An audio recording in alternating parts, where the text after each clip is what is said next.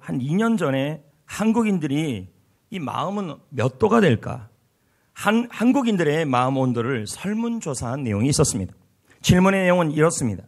심리적 추위와 계절적 추위 중에 어느 쪽이 더 견디기가 힘듭니까? 한국민들 전 세대를 향하여 물었습니다. 모든 세대가 말했습니다. 우리는 계절적 추위보다 심리적 추위가 더 춥다.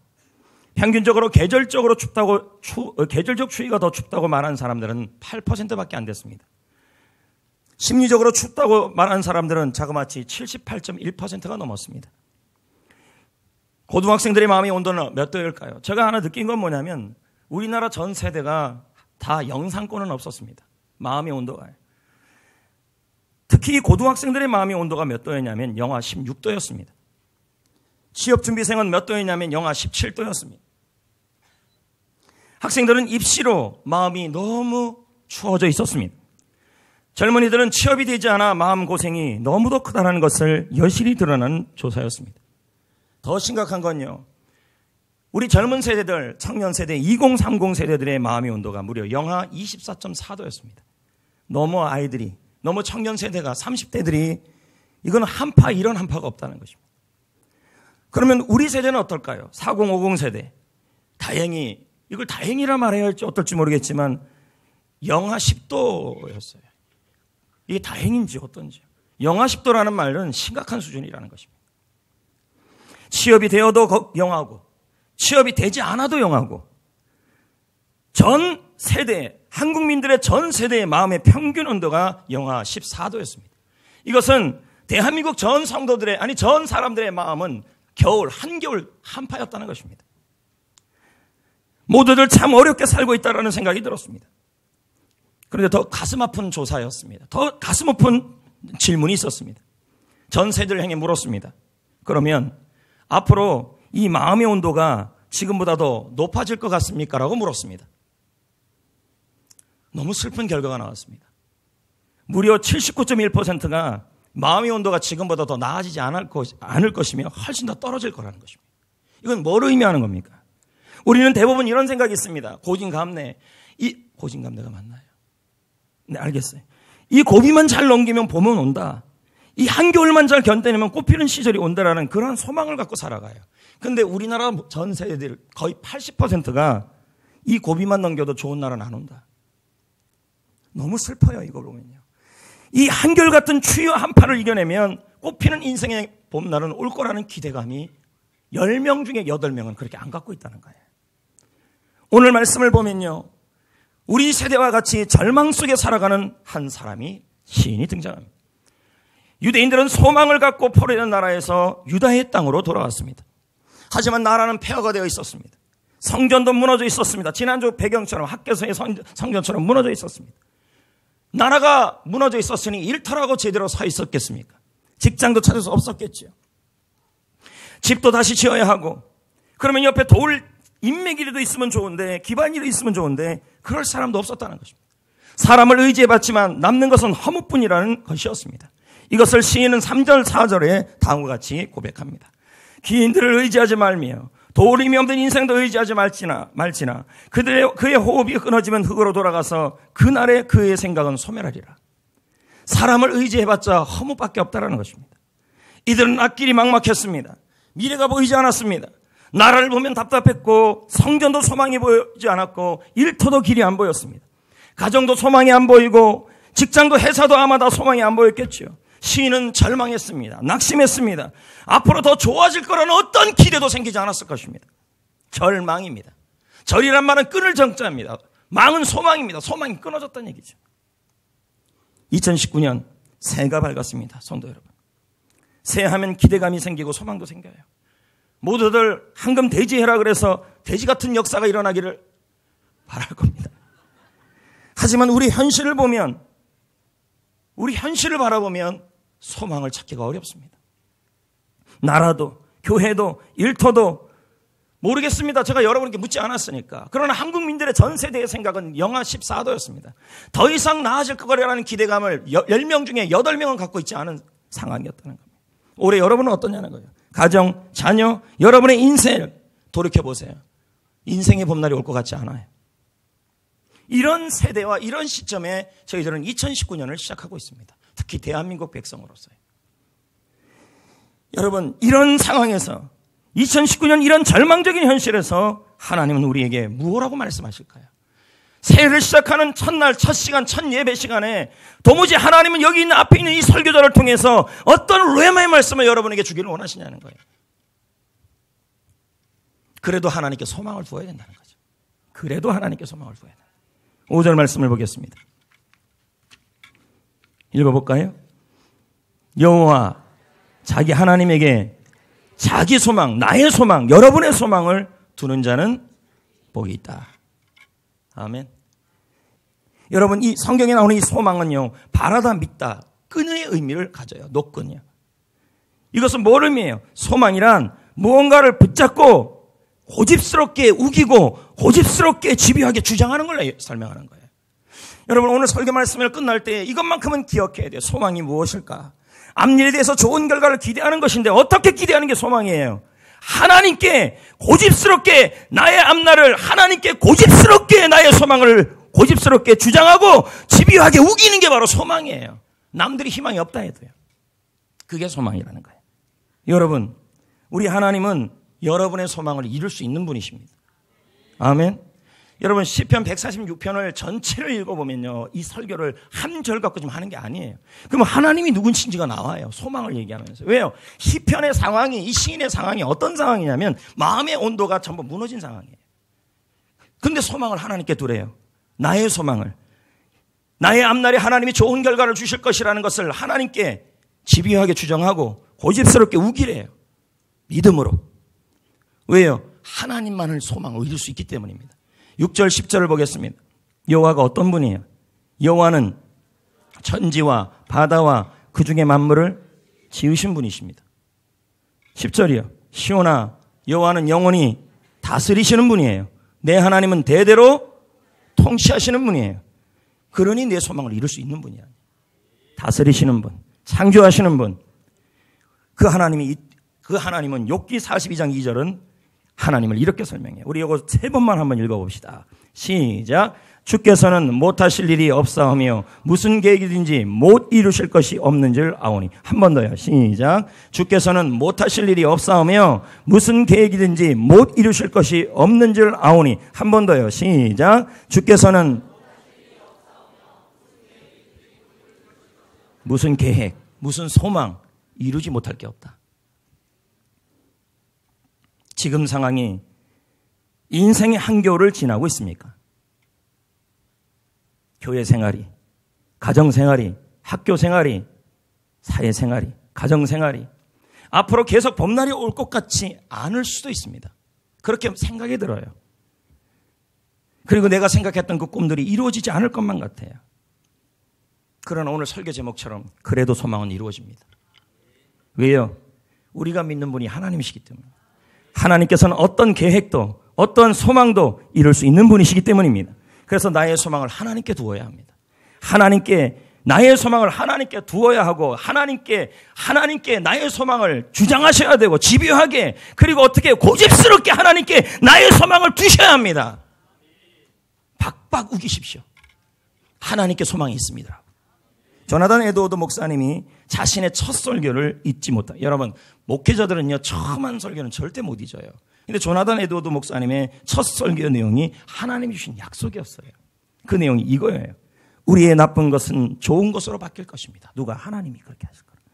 우리의 최고의 것은 아직 오지 않았습니다. 올 거라는 거죠. 소망입니다. 사랑하는 성도 여러분, 하나님은 나의 소원을, 나의 소망을 이룰 수 있는 분입니다.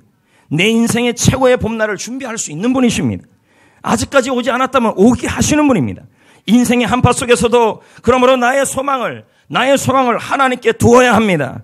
인생의 한겨울을 지나고 있어도 나의 소망을 하나님께 집요하게 주장하셔야 합니다. 나의 소망을 고집스럽게 우겨야 합니다. 그것도 빡빡 우기십시오. 나는 내 소망을 하나님께 있다고. 성경에 보면요, 아브라함과 사라만큼 소망이 이루어지지 않은 사람이 없어요. 하나님은 그들에게 자식을 있을 것이라고 약속을 하셨어요. 그리고 이 아브라함과 사라는 75세에 이 약속을 받았기에 자그마치 25년 동안 소망을 품고 살았어요. 그런데 나이가 들어가요. 그 몸이 어떤 몸이 되냐면 더 이상 자식을 낳지 못할 몸이 돼요. 그러면 이제는 뭐예요? 소망이 사라지기 시작하는 거죠. 아무리 소망을 갖고 살아도 소망을 이루지 않을 때, 하나님께서 소망을 이루어지지 않을 때 우리는 어떤 마음이 들기 시작하냐면 낙심하기 시작해요. 그래서 더치 슈치의 소망이라는 책에 보면 이 아브라함과 사라의 이 낙심하는 상태를 6단계로 표현했어요. 여러분도 마찬가지일 거예요. 하나님께 소망을 품고 갔는데 그 소망이 이루어지지 않으면 우리도 이런 현상이 나타난다는 거죠. 첫 번째, 낙심이에요. 나의 소망을 하나님께 두고 살아갔는데 하나님께서 그 소망을 이루지 않아요. 그리고 내 현실을 보니까 내 몸은 죽음과 방부를 해요. 더 이상 애가 나올 수 없어요. 이 말은 내 상황에서 이 소망이 이룰 수 있는 기적은 나타날 수 없는 상태까지 됐다는 말이에요. 그러면 아브라함이 들었던 첫 번째 마음이 낙심이죠. 마음이 무너지는 거죠. 두 번째는 혼란이에요. 하나님께서 나의 소망을 이루어줄 줄까라는 마음에 혼란이 들기 시작해요. 세 번째는 불신이에요. 하나님께서 나의 소망을 이루어주지 않을 거라고 믿어지기 시작해요. 네 번째는 환멸이에요. 환멸. 환멸은 뭐예요? 하나님 자체에 대해서 의심하기 시작해요. 제가 이 상태도 그럴 것 같아요. 하나님 뭐 하시는 분이야 도대체. 그 다음은 쓴감정. 가슴 깊이 분노가 타올라요. 하나님에 대해서, 다른 사람에 대해서, 자기 자신에 대해서 비난하기 시작해요. 나는 이거밖에 안 된다고. 여섯 번째, 냉소주의입니다. 인간적 소망이 완전히 죽어버리는 거죠. 삶 자체가 차가워지는 거죠. 여러분, 사람들이요, 이런 단계까지 오게 되면 마음에 병이 들어요. 그리고 이제는 어떻게 되는지 아십니까? 담임 목회자인 저희가 만약에 아브라함 상태라면 하나님께서 자식을 주겠다고 약속을 했어요. 근데 내가 벌써 100살이 됐어요. 그럼 내가 자식을 낳을 수 없는 몸이 돼버려요. 그러면 하나님의 소망이 이루어지지 않을 거라고 내가 평가를 해요. 그럼 이제 보세요. 제가 목사예요. 목사인데도 예배는 드려요. 그러나 종교적 예배만 드려요. 입만 앵무새예요. 하나님에 대한, 기적의 하나님에 대한 믿음이 다 사라져버립니다. 오늘도 여기 많은 분들이 앉아 있어요. 여러분들이 가정과 직장과 일터와 학업과 자신에 대한과 사역에 대해서 다 개인적 소망들을 갖고 있어요. 나의 소망을요. 여기 보면 자기 소망이 나와 있으니까. 근데 그 소망을 품고 살아왔는데 그 소망이 이루어지지 않고 있어요. 예배는 드려요.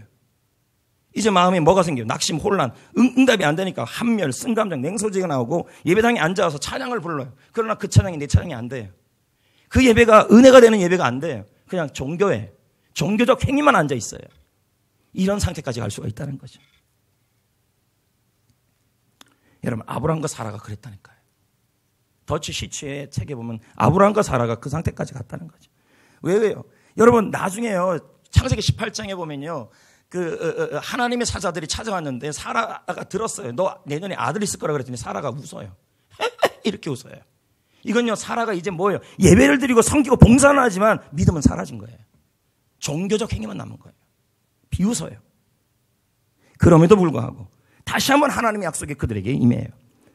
이 사라와 아브라함이 이 6단계를 모두 거쳤지만 그럼에도 불구하고 그들이 다른 점이 하나 있었다는 거죠. 그게 무엇이냐면 끝까지 다시 한번 집요하게 고집스럽게 내 몸이 죽음과 방불한 몸뚱아리가 된다 할지라도 고집스럽게 집요하게 나의 소망을, 모든 소망을 이룰 수 있는 전능하신 하나님께 계속 주장했다는 말이에요. 이게 장점이에요. 이게 로마서 4장 18절에 나옵니다. 자, 읽어보세요. 여러분, 설교는요, 어떻게 듣는 거냐면 눈으로 듣는 거예요. 자꾸 아래를 보시는 분들이 계시는데 쓰는 건 괜찮지만 눈이 가야 청각이 가요. 그러니까 고개를 숙이지 마세요. 자, 읽어봅시다. 로마서 4장 18절 시작. 아브라함이,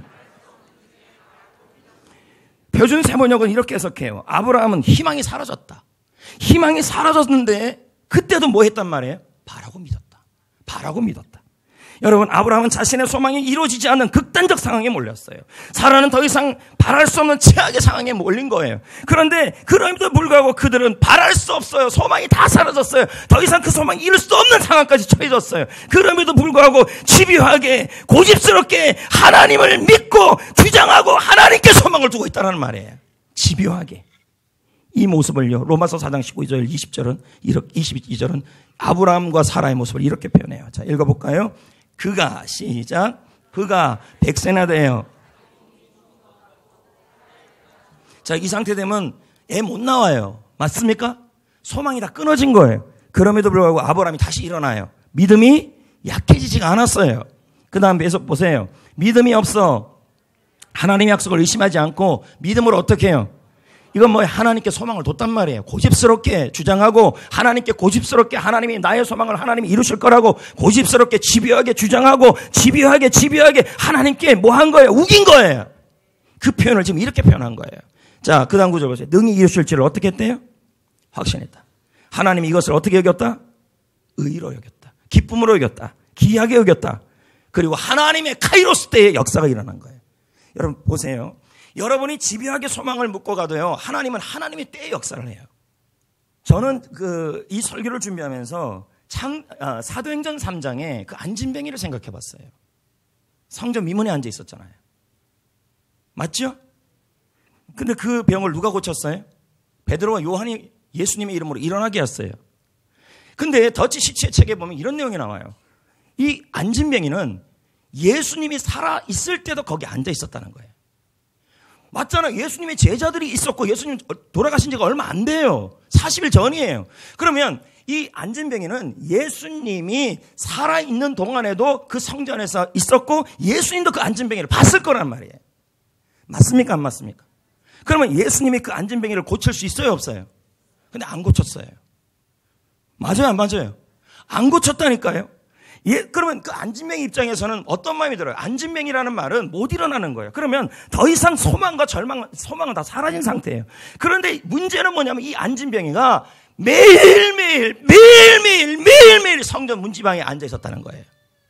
이건 뭐예요? 그에게는 고집스럽고 집요하게 인생을 살아갔다는 말이에요. 자, 이해되시겠어요? 근데 하나님이, 그런데 이 안진뱅이가 그렇게 소망을 갖고 살아가도 예수님께서 그 안진뱅이를 살릴 수 있었는데 안 살렸단 말이에요. 고칠 수 있는데. 근데 왜 그랬다는 거예요? 사람들에게는요, 우리가 소망을 품고 살아가도 하나님의 때에 일을 하신다니까, 하나님이요. 정확한 때가 있다는 거예요. 왜요? 그때가 언젠데요? 베드로와 요한을 통해 살리는 때예요. 왜 그렇습니까? 예수님이 살리는 게 아니라 베드로와 요한을 통해 살렸을 때 그건 사도행전교의 첫 번째 기적이 되었고, 베드로가 사도행전 4장 4절에 말하기를 이 안진뱅이의 기적 때문에 5,000명이 돌아왔다 그랬어요. 이건 뭐예요? 하나님이 초대교회를 위해 준비한 사람이 이 안진뱅이 기적이었다는 거예요. 그런데 이 사람이 이 기적을 될 수 있었던 비결이 뭐였어요? 예수님이 고쳐주든 안 고쳐주든, 예수님이 다른 사람을 고쳐주고 바디메오는 고쳐주고 자기는 안 고쳐주든, 변함없이 매일매일 끈질기게, 아니 매일매일 고집스럽게 집요하게 소망을 품고 살아간 거예요.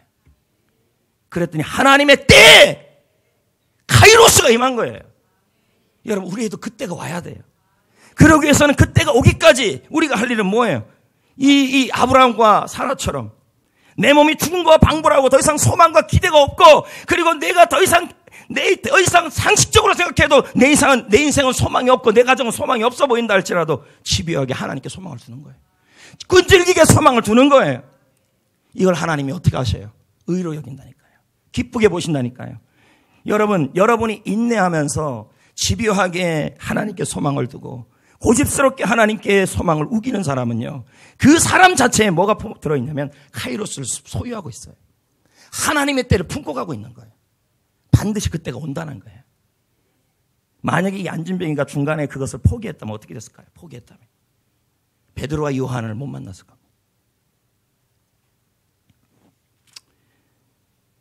절망을 못 이긴 나머지 물에 빠져 죽으려 했던 한 사람이 있었어요. 그는 죽음을 선택하고 호수 쪽으로 갔죠. 그런데 도중에 가게를 보게 됩니다. 근데 그 가게 안쪽에 그림이 하나 보였어요. 그 그림의 이름이 뭐냐면 와치의 소망이라는 그림이었어요. 한 여인이 있는데 지구라는 이 세상 위에 여인이 그 위에 앉아 있어요. 이게 와치의 그림이에요. 근데 그 그림을 가만히 보면 여기 눈이 가려져 있어요. 여인이. 이 말은 뭘까? 앞이 하나도 안 보이는 거예요. 그리고 그 여인이 뭘 붙들고 있냐면 하프를 끼고 있어요. 근데 하프를 자세히 보면 줄이 다 끊어져 있어요. 하나가 남아 있어요. 근데 이 여인을 자세히 보세요. 한 줄을 가지고 뭐 하려고 하면 하프를 켜려고 그래요. 이게 소망이라고. 이 그림을 이 사람이 본 거죠. 물끄러미. 그러면서 갑자기 꿈에서 깨어난 듯한 말을 하기 시작해요. 그래, 나에게도 아직 줄 하나가 남아있구나. 발길을 돌려 집으로 돌아갔어요. 여러분은요? 사랑하는 성도 여러분, 여러분은요? 우리 역시 주위를 돌아보면 교회 사역, 셀 사역, 그리고 가정 사역, 직장 가면 아무것도 옆에 안 남아있는 것 같을 때가 있어요. 또 생각해 봅니다. 이 여인처럼 더 이상 주위가 좋아지지 않을 것만 같아요. 근데 여러분 지금 아니라고 앉아있지만 우리 교회 성도들은 그래도 희망을 많이 얘기하지만 일반적 대한민국 사람들은 10명 중 8명은 더 이상 좋아지지 않을 거라고 생각하고 있다. 삶에 대한 기대도 없죠. 더 이상 내 주위에 아무것도 안 남고 있어요. 근데 소망은 하나는 남아있다는 거죠. 한 줄. 우리에게도 하나는 남아있어요. 하나님입니다. 역대상 28장 20절. 아파 죽을 것 같아도요, 주님만은 남아있어요. 자, 봅시다. 여호와 하나님 나의 하나님이 너와 함께 계시사 내게서 너를, 주님은 남아있다는 게 이게 소망이에요. 나의 소망을 남아있는 그분에게 집요하게 우기세요. 집요하게. 그리고 고집스럽게 주장하세요. 주님께 소망이 있다. 주님이 나의 소망을 이루어주신다. 2019년 더 이상 소망이 없다 할지라도 주님만은 남아 계시다. 그분이 나의 소망을 이루어갈 것이다. 집요하게 고집스럽게 주장하고 우기십시오. 그것도 빡빡 우기십시오. 다른 건 그렇게 빡빡 우기면서 소망도 좀 빡빡 우기셔야 됩니다. 한국인들의 마음이 너무 많이 무너져 있어요. 지금 욥은 끔찍한 고통을 시달렸습니다. 왜? 모든 것이 다 끊어진 상황 아닙니까? 그래도 주님은 남아있고, 그리고 욥은 말합니다. 욥기 35장 10절에 그 밤에 노래를 주는 자다. 소망의 노래를 불러야 된다는 거죠. 다윗은 더 이상 바랄 수 없는 상황에서 다음과 같이 고백합니다. 시편 42편 8절. 밤에는 그의 찬송이 내게 있다. 무슨 말이에요?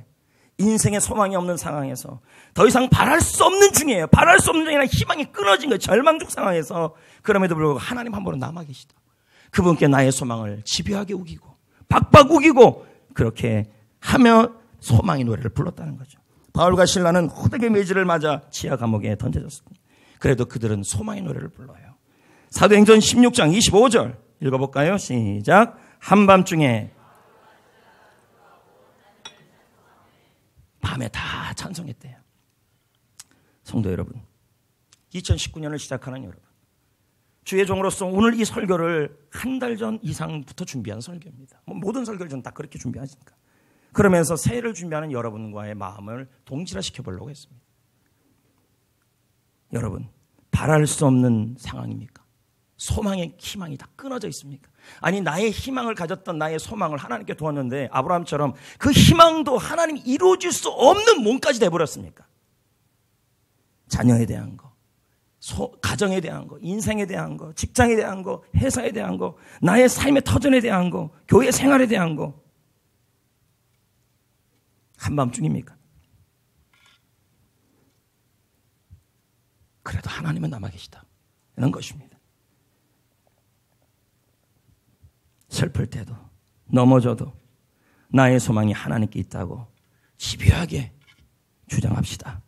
고집스럽게 우깁시다. 나의 앞길에 하나님께서 좋은 결과를 주실 것이다. 2019년 하나님께서 모든 상황을 합력하여 선을 이루어 주실 것이다. 이게 소망이, 나의 소망을, 이걸 직장을 향해서도, 가정을 향해서도, 교회 생활을 향해서도, 셀을 향해서도 그렇게 먹어야 합니다. 그리고 집요하게 우기십시오. 하나님께. 하나님 소망이 있습니다. 하나님 희망이 있습니다. 하나님 그렇게 할 겁니다. 집요하게 바랄 수 없는 중에서도 바라고 믿으십시오. 하나님께요. 그래야 복이 있습니다. 그런 자에게 복이 있어요. 그런 자에게 카이로스가 와요. 하나님의 때가. 누구처럼 그 안진뱅이가 수십 년을 그렇게 안진뱅이 같이 살아갔어요. 무슨 소망과 희망이 있어요. 그러나 그는 고집스럽게 끈질기게 성전 미문에서 구걸했다는 말은 그래도 삶을 놓지 않았다는 말이에요. 그런 자에게 하나님은 카이로스를 줘요. 복을 준다니까요.